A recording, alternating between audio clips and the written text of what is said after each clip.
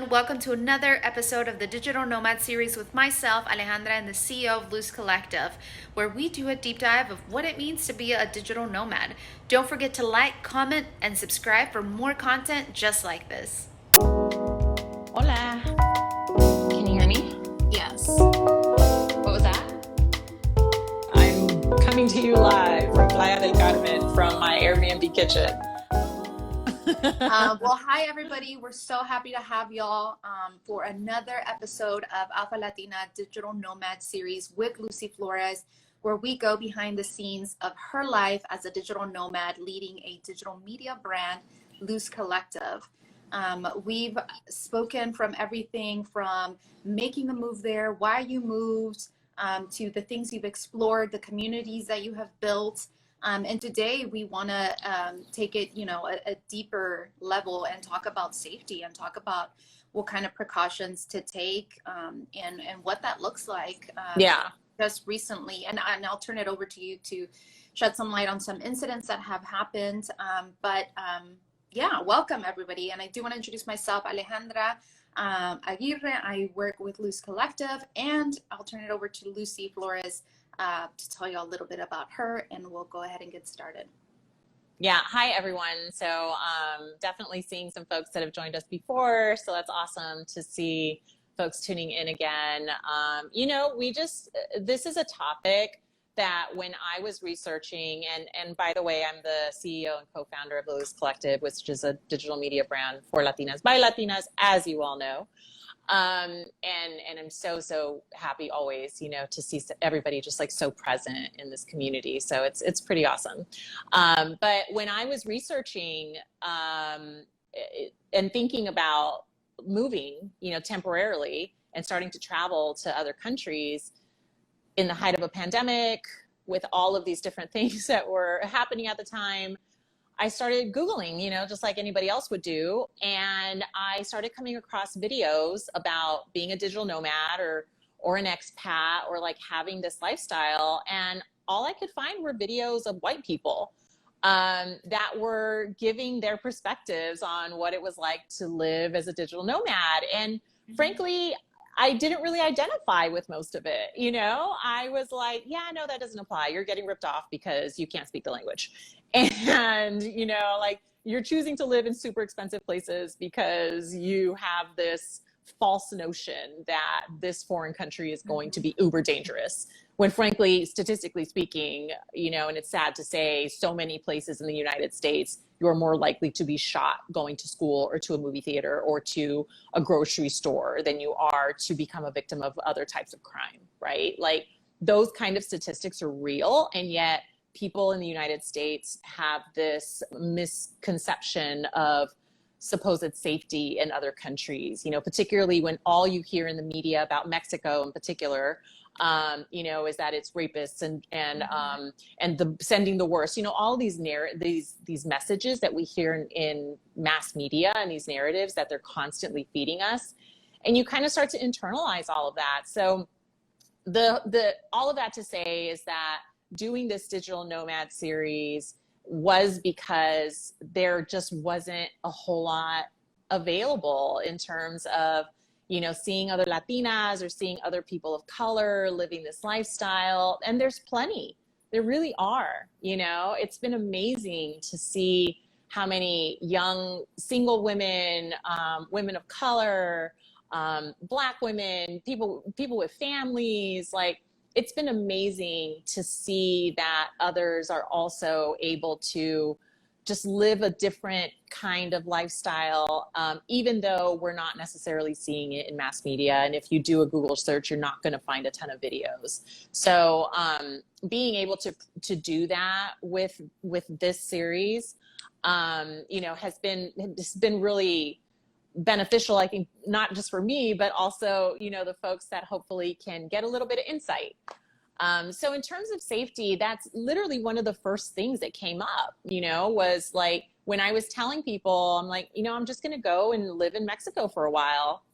And the very, very first reaction was always like, you're going to get kidnapped, or there's, what about the cartels, and it was just like, seriously, like, have you even thought to consider that There's plenty of places that are safe that, you know, like if you just dig a little tiny bit deeper, you will find that while yes, the cartels and the drug trade is a serious problem in Mexico, which by the way is being fueled by use of the United States and other places. So let's be clear about where these drugs are going, you know. But that, you know, if you take the time to learn about it, you understand what you need to do in order to be safe. You understand that, like most crime, and again, this is true for the United States, generally speaking, victims of crime know their perpetrator, right? That's just a fact. And it's not any different in Mexico. So if you're hanging out with cartels and you're like in that, you're probably going to be affected by it, right? But if you're just living your life and you're just, you know, traveling and doing these things, you are by and large safe.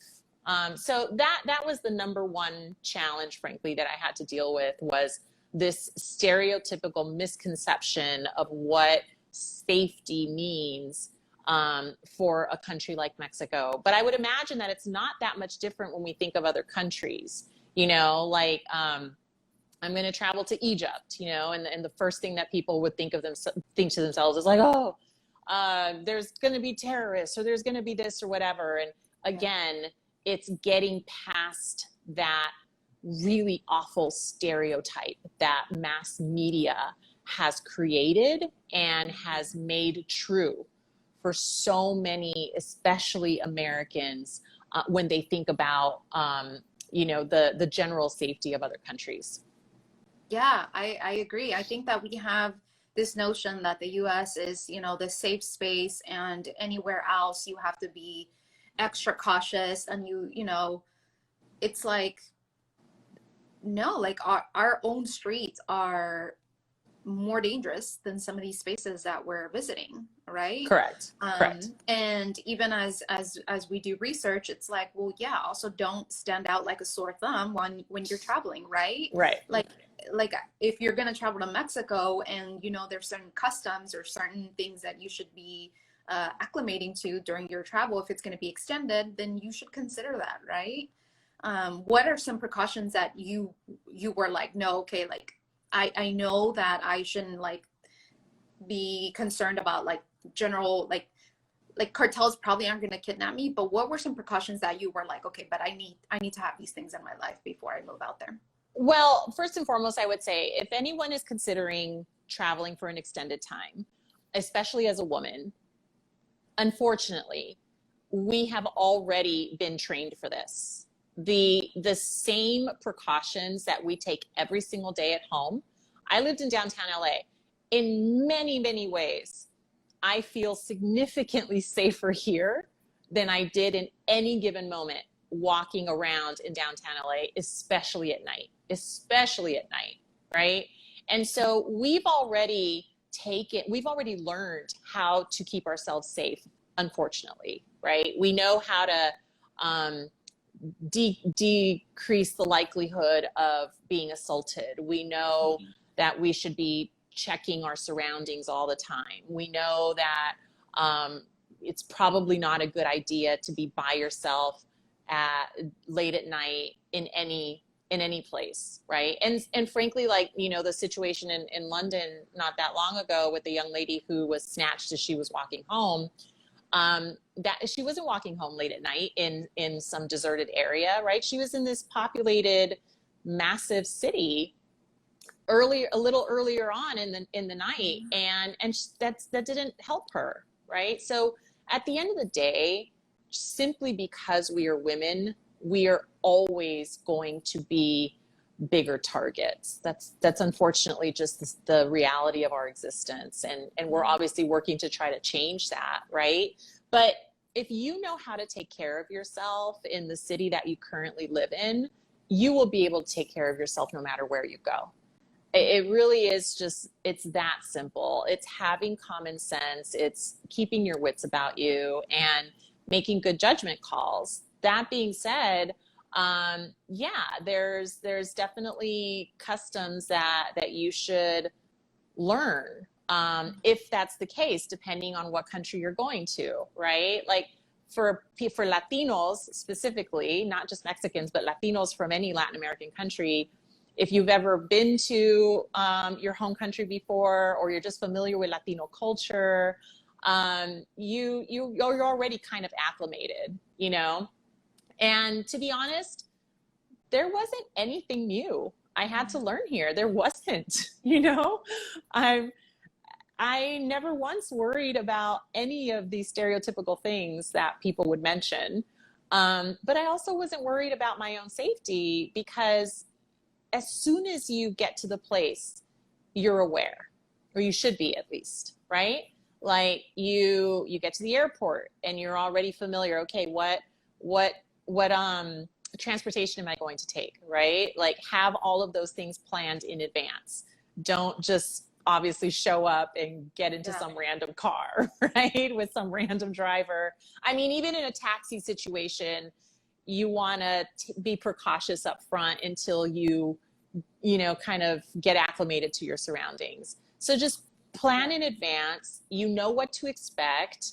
And that's it. But again, like that is literally nothing different than you would do if you traveled from LA to New York, right? Or if you traveled wherever, like I guess that's what I'm really trying to emphasize to people, is that the tools that you need to be safe traveling as a single woman, or even just traveling as a woman, period, right? Whether you're traveling with a partner or even your family, we already know essentially how to keep ourselves safe. And people shouldn't be afraid, and they shouldn't fall for the, you know, the false stereotypes that exist about the country that you are moving to. Yeah, I mean, I want to echo that, especially doing your research. I remember when I took a week-long trip to Guanajuato. When we got there, we were like, oh, we can take an Uber. I was with my sister. We can take an Uber. It's totally fine. Uber, you know, it's a thing in Mexico. Like you can take an Uber. Just open up my app. When I ordered an Uber, the Uber, you know, was like confirmed. Then the guy who's picking me up messaged us and was like, hey, I have to cancel this, but I'm still going to pick you up. And just jump in the car in the backseat and tell people that, and you know, if police stops us, tell them that you're my family. It creeped me out so much. Come to find out, that's the way they were able to maintain their Uber business, because of, you know, corruption. The taxi cartels, yeah. Exactly. Because that's the thing here, yeah. Exactly. And so the next time it happened, we were like, oh, okay, like we got this, and we were more cautious about it. We still were able to figure out, you know, like make an informed decision. But things like that, it's like, I think a case-by-case basis where you figure out like, well, and also don't be afraid to be overly cautious the first time around. Yeah. You know, the very first time that I came here, because I didn't know anything, I overpaid by a significant amount. One, because I wanted private transportation because of COVID. I didn't want to be exposed to in a cab or a bus or anything like that. And two, because I just didn't know. And so I was like, you know what? I will pay $100 for a one-way from the airport to Tulum. Yeah. That is like a significant amount of money in retrospect, you know, like now that I know how much it actually costs, which I can take now the ADO, which is the bus, very comfortable, socially distanced, very safe, for $11, right? So I overpaid by $90, but that's okay, you know, like take those precautions the first time around. And then as soon as you get there, you learn the lay of the land and you start to figure those things out, you know? So there's nothing wrong with, you know, just booking things the first time around, learning better ways later, but first and foremost, leaning into the side of caution, you know, because that is definitely a thing. Like now, yes, taxi cartels are a thing. And so, no, I'm not going to order an Uber. I'm putting myself in danger if I order an Uber, right? Like just take the taxi. It's fine. It's perfectly safe. despite the fact that they are an organized sindicato, como se dice aquí, it's safe, right? And so again, you know, it really is just about not being afraid, to be honest. It's, you know, taking the proper precautions, taking the time to learn. You can go back to previous versions of this series in particular, but, you know, I've said this before, join Facebook groups, get into WhatsApp groups if you can. There's expat and digital nomad groups for essentially every single city that you can imagine in this entire world, you know, and so there's information there, and don't let, you know, these misconceptions stop you. And that is a thing that I think like stops a lot of women, because we are so conditioned to be afraid all the time, you know, and sometimes rightly so, right? Yeah. Like femicide is absolutely a problem. Rampant sexism and misogyny is very culturally present in Mexico. And there's so many amazing feminist groups that are doing so much amazing work in Mexico. And so it's amazing to see how women are working to combat that, you know, but again, I've never felt like I needed to tone it down or anything because something bad was going to happen to me or whatever. Everything is situational, and that's the type of essentially analysis that you need to take into the situation as you're traveling. Yeah, and I think that what you've also have done a good job from my perspective is building a community that you can start to build some rapport and some trust and some safety around, right? Where you begin to build those relationships with locals, and you know, they guide you as well. That's right. Like my doorman is basically like, he's now like my surrogate father. Yeah. Essentially, you know, like every last person, if a friend comes and he's meeting me or she's meeting me or whoever, it doesn't matter.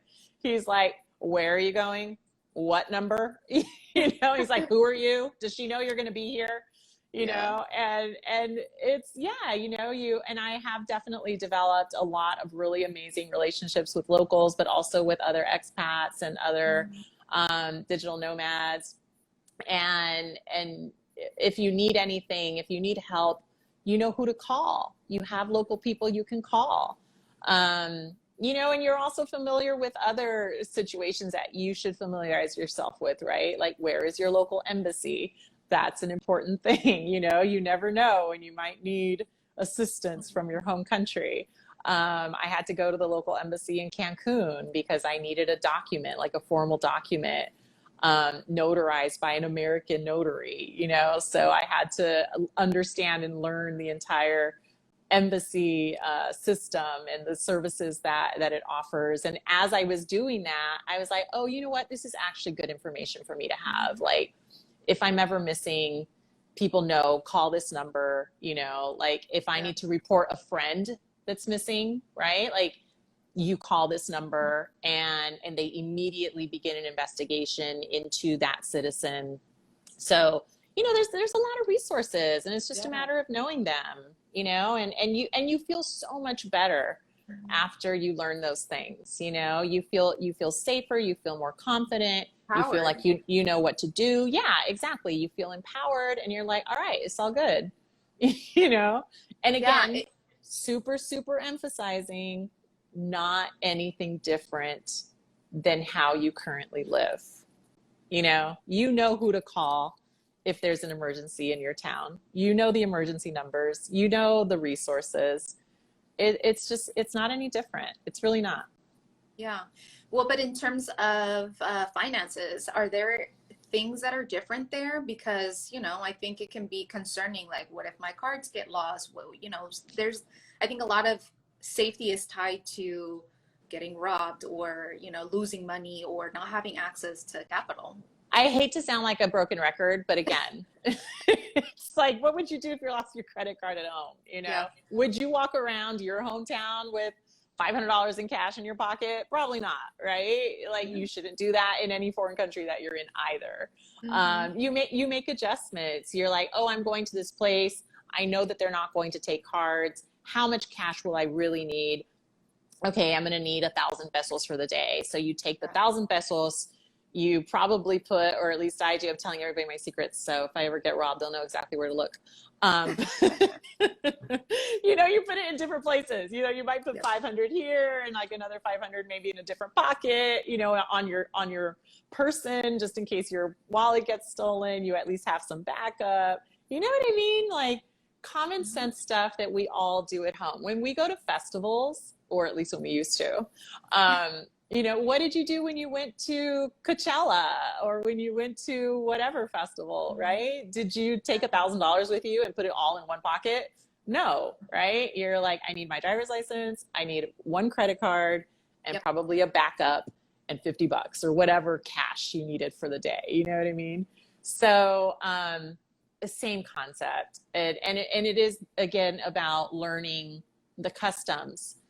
Because you do have to be familiar with the area. You also don't want to go around being super flashy, right? Like you're not going to be just like flashing your money and over tipping and doing all these crazy things because you could become a target. But in terms of losing things, in terms of fraud detection, anything that has to do with your money, it's the exact same services that you would get in the United States. If you lose your credit card, they have an international, your credit card has an international number. They ship internationally. And it's really no different at all. It's extra steps and it's annoying, you know, but it's definitely not anything that can't be resolved. Yeah, no, I mean, I agree. A lot of it is common sense. Now, I know we're going to close this out pretty soon, but I do want to shift into you building your community in Mexico and the efforts that you've become a part of to create a safer, less machista Mexico, which tends to target women, and what kind of efforts you're involved in. Because I think I'm absolutely fascinated by the movements in Mexico. So I'd love to hear that, and I think our audience would too. I think that's something that as women, especially as Latinas, in Latin America or wherever country you end up in, it really is about perspective. And we feel super empowered, or at least we try to feel super empowered, understanding that we also have so much more work to do as it relates to equal rights and getting rid of sexism in our own backyard, right? But then when you go into a foreign country, there's so much like new perspective that you can add to the local activists and the local women who, you know, frankly, many times look up to you. They look up to you because so many people look at America and they still think of it as this land of opportunity. And of course, in some ways it is, but in many ways it's not. Like we know that very intimately, right? As Latinas and as women of color, we know the extra obstacles and barriers that are there for us. And so, yes, you know, America still is an amazing country that I love very dearly, but we also have a significant amount of problems. And so people, you still focus on the fact that you come from this country that they see as, you know, sometimes superior. And so I'm not saying like come in with this savior, you know, the savior complex, right. Like not at all, right? I mean, I'm not saying that at all. But there is, we all have unique things that we can add to the conversation, that you can help with if you decide to get active in various groups. And it doesn't even have to be political. Sometimes it's, you know, there's a lot of animal activism and environmental activism here. And oftentimes if you have a platform, if you're constantly on social media or whatever, just the very act of helping to amplify the work, the local work of those organizations and those people.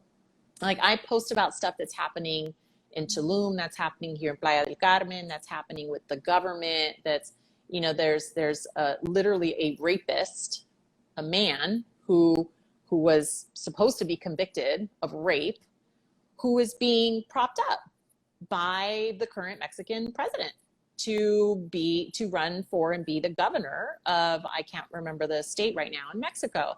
And there was a lot of activism around that particular, and I posted about that actually many times on my Instagram stories, because that in and of itself is helpful. And it's not to say that it's the only solution, just posting stuff to Insta is not, that's not the be all end all. That's not like the only form of activism, but it can certainly be helpful. And the more awareness that we can raise for women that are going through different things in their own countries and really taking this head on, and also showing them that they are supported, that their sisters, their hermanas in the United States and in other countries are with them.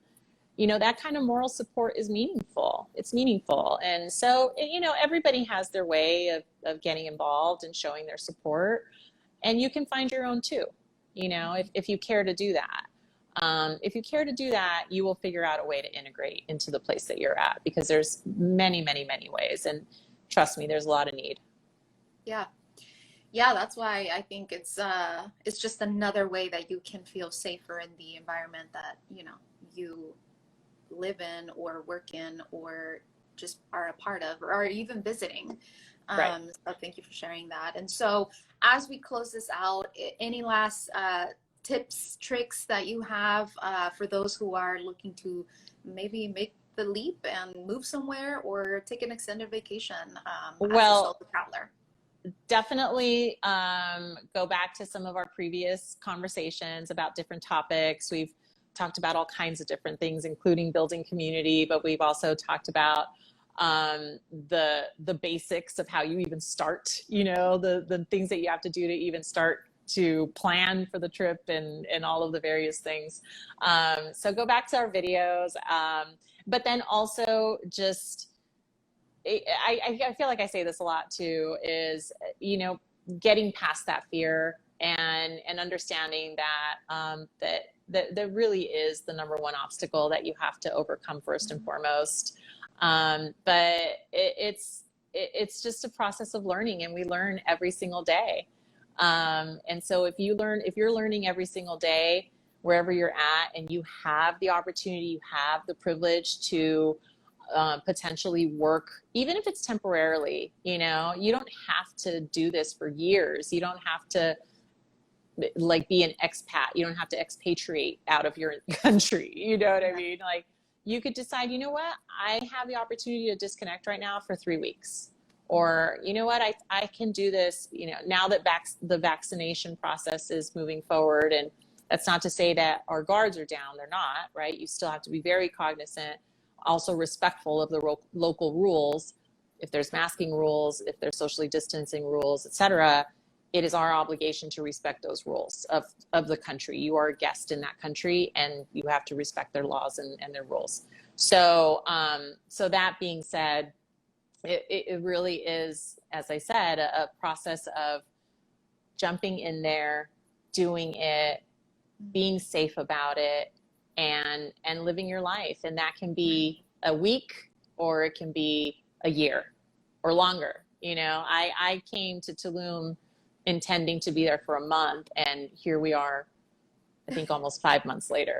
So, and people are like, when are you coming back? And I'm like, I don't know, maybe never. I have no idea. And that's the beauty of it. That's the beauty of being able to just have freedom in your choices, and not being afraid to just get out there. Yeah, no, that is really well put. Great way to end our live. And yes, this was helpful. I hope everybody found it helpful. Make sure you go back to our other episodes and watch them. Give us your feedback. Let us know what you want to hear next. And we look forward to having another wonderful conversation with Lucy next month. And don't forget to check us out on luzcollective.com.